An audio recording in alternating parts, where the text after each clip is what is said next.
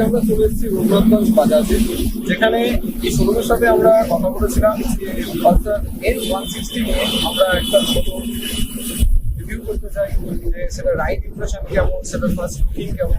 তো এই শোরুম আমাদেরকে পুরো সহায়তা করেছে, সাহায্য করেছে সব রকমভাবে। তো সেটার জন্য অনেক অনেক অনেক অনেক ধন্যবাদ।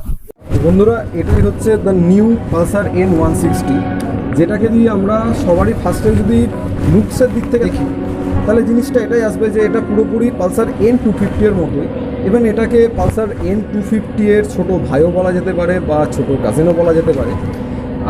ফ্রন্টে যদি দেখা যায় তাহলে এটার পালসার N250 এর মতোই সেম DRL LED আছে, বিআই প্রজেক্টর হেডল্যাম্প, আর ইন্ডিকেটার পালসার N250-তে যেটা আছে সেটা হচ্ছে এলইডি, বাট এখানে যেটা দেওয়া হয়েছে সেটা নর্মাল হ্যালোজেন ইন্ডিকেটার দেওয়া হয়েছে। সেম পালসার N250 এর মতো ইনস্ট্রুমেন্ট কনসোল দেওয়া হয়েছে, যেখানে থাকছে হচ্ছে ডিজিটাল স্পিডোমিটার, অ্যানালগ ট্যাকোমিটার।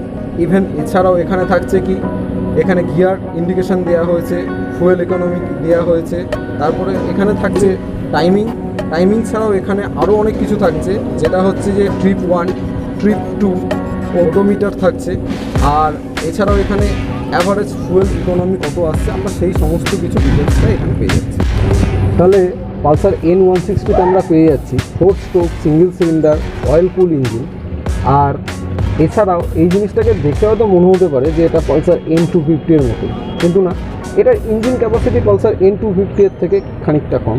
কিন্তু এটা যদি পালসার NS160 এর সাথে যদি কম্পেয়ার করা যায় তাহলে এটা কিন্তু পালসার NS160 এর মতো সেম ইঞ্জিন নয়, এটার ইঞ্জিন খানিকটা হলেও আলাদা। তার কারণ এটা আপডেটেড FI ইঞ্জিন, অ্যান্ড এটাতে থাকছে কি, এটার টোটাল ডিসপ্লেসমেন্ট যেটা আছে সেটা হচ্ছে 164.82 সিসি, আর 5 speed gear, 1 down 4 up system, যেটাতে আমরা পাচ্ছি 16 PS অ্যাট 8750 RPM, আর maximum torque output 14.65 at 6750 RPM।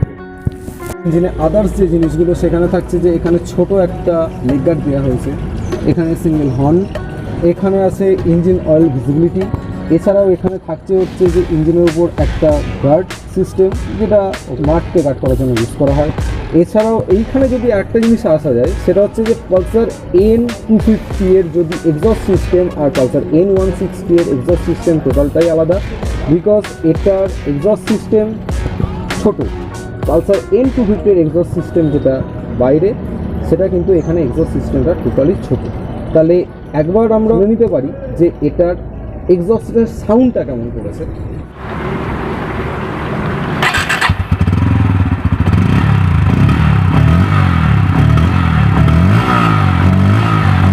এতক্ষণ আমরা তাহলে গাড়ির ইঞ্জিন আর ইঞ্জিনের পাওয়ার সম্বন্ধে আমরা দেখলাম, এবার তাহলে দেখে নেওয়া যাক যে গাড়ির ব্রেকিং সিস্টেম কেমন। তো এই জিনিসটাতে আমরা পেয়ে যাচ্ছি dual channel ABS। Dual channel ABS ছাড়াও আর একটা ভেরিয়েন্ট আছে যেটা সিঙ্গেল চ্যানেল ABSও পাওয়া যায়। আর ডুয়েল চ্যানেল ABS-এর মধ্যে এইখানে ফ্রন্ট ডিস্ক ব্রেক যেটা দেওয়া হয়েছে সেটা ডুয়েল চ্যানেল ABS-এর ক্ষেত্রে আছে 300 mm front disk with ABS।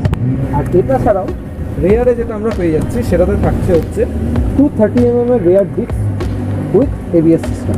যে টায়ার কেমন দেওয়া হয়েছে, টায়ারে এখানে আমরা দেখতে পাচ্ছি অনেক 180/17 টায়ার, ইভেন MRF-এর নাইলন টায়ার এখানে ইউজ করা হয়েছে ফ্রন্টে, যেটার উইডথ অনেকটাই চওড়া দেখতেই পাওয়া যাচ্ছে।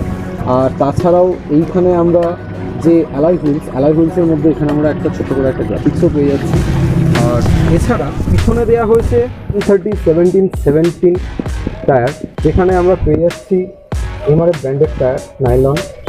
আর এই টেনশনের কথায় যদি আসা যায় তাহলে এখানে আমরা দেখতে পাচ্ছি টেলিস্কোপিক ফ্রন্ট ফগ দেওয়া হয়েছে, আর যেটার সাথে এখানে রিফ্লেক্টার দেওয়া হয়েছে। আর একে দেওয়া হয়েছে যে মনোসক সাসপেনশন আছে, যেটা 4 step adjustable system pillion seat এখানে আমরা পেয়ে যাচ্ছি। আর এটা ছাড়াও এখানে আমরা যেটা দেখতে পাচ্ছি N250 এর মতোই LED টেল ল্যাম্পও দেখতে পাচ্ছি, যে এখানে ইন্ডিকেটার যেটা থাকছে আমাদের হ্যালোজেন সেটআপ। আর এটা ছাড়াও এখানে নাম্বার প্লেট লাইট, আদার্শনের লুকস অ্যান্ড ফ্রন্টের লুক সেম পালসার N250। এবার তাহলে চলে আসা যাক যে বাইকের কালার, এগুলো যে জিনিসটা, এটা হচ্ছে dual channel ABS. Dual channel এবিএসের ক্ষেত্রে যে কালারটা অ্যাভেলেবেল সেটা হচ্ছে ব্রুকলিন ব্ল্যাক। ইভেন সেটা ডুয়েল টোন কালার কম্বিনেশন দেখতে পাচ্ছি, যেটাতে আমরা পেয়ে যাচ্ছি যে ফুয়েল ট্যাঙ্কের এইখানে যে ট্যাঙ্ক সাউট কাট, সেটার উপরে থাকছে হচ্ছে পালসারের ডার্ক ক্রোম ব্যাচ। এছাড়াও এখানে পিছনে N160 এর ব্যাচিং পেয়ে যাচ্ছি। এছাড়াও ফুয়েল ট্যাঙ্কের এইখানে ডুয়েল টোন কালারের কম্বিনেশন আমরা দেখতে পাচ্ছি, যেটা ফ্রন্টেও এখানে ভাইজারের মধ্যে কিছুটা আছে, ফ্রন্ট মাডগার্ডের মধ্যেও আছে। আর এছাড়াও এখানে থাকছে যে ABS এর ব্যাচিং, এছাড়াও এইখানে থাকছে যে গ্র্যাব হ্যান্ডেল পিলিয়নের জন্য। আর এটা ছাড়াও আমরা এই জিনিসটাকে দেখবো যে এটা সিটিং খুব সুন্দর। আমরা এবার দেখে নিই যে এটা সিট হাইটের দিক থেকে কেমন করেছে। তো সিট হাইটের দিক থেকে আমার উচ্চতা খুব একটা বেশি নয়, 5 ফুট 5। তো এইটাও 4 যারা, তো তারাও অনায়াসে এই জিনিসটা ইউজ করতেই পারবে। আর এটা ছাড়াও যে যাদের হাইট 5 ফুট 6 থেকে 6 ফুট যাদের, তারা খুব ভালোভাবে এটাকে চালিয়ে মজা নিতে পারবে। ইভেন এটার যে রিভার সিস্টেম আছে সমস্ত কিছু, সেটাও খুব ভালো। আমরা যে ORVM যেটা দেখতে পাচ্ছি, ORVMটা অনেকটাই বৃদ্ধি, অনেকটাই চওড়া, যেটার জন্য আমাদের ব্যাকিং পোস্টার দেখতেও খুব সুবিধা হবে যা রাইডিংয়ের টাইমে। অল ওভার দিক থেকে যদি বলা যায় তাহলে বাইকটি সমস্ত কিছু খুব ভালো করেছে। এটা ছাড়াও বাইকের সাথে দুটো জিনিস আমরা যদি পেয়ে যেতাম তাহলে খুব ভালো লাগতো।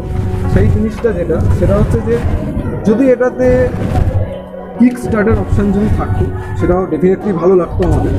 আর তাছাড়াও আরেকটা জিনিস যে বাজাজ চাইলে এই ডিজিটাল মিটারটাকে বড় করে এখানে আমাদেরকে নেভিগেশন সিস্টেমটাও দিতে পারতো, কিন্তু সেটা দেওয়া নেই।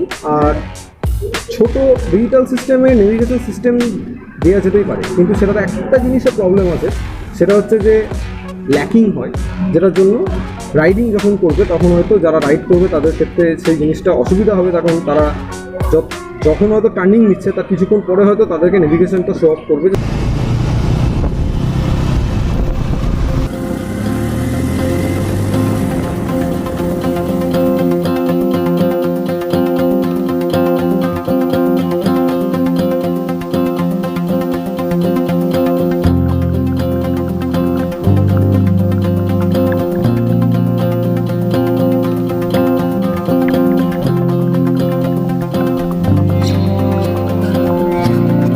এবার আমরা কিছু জায়গায় আমরা এটা রাইড করলাম, রাইড করেও দেখলাম যে ডুয়েল চ্যানেল এবিএস সত্যি ভালো। যেখানে আমরা এটার ব্রেক করতে চাইছি বা ব্রেক লাগাতে চাইছি, সেই জিনিসটা আমাদেরকে আগে থেকে কোনো চিন্তা ভাবনা করতে হচ্ছে না। করতে চাইছি সেখানে আমরা ব্রেক করলে সেই গাড়ি সেখানেই দাঁড়ানোর মতো ক্ষমতা রাখে। এটার যে স্পিড গিয়ার সিস্টেম যেটা করেছে, সেটাতে আমরা ডাইরেক্ট সেকেন্ড গিয়ারও গাড়ি আমরা যদি গাড়ি চালাতে যাই, সেটাতেও ওভার পিকআপ খুব সুন্দর আসছে। আর ফুয়েল ট্যাঙ্ক ক্যাপাসিটি যদি বলা যায় তাহলে 14 লিটারের ফুয়েল ট্যাঙ্ক ক্যাপাসিটি দেওয়া হয়েছে।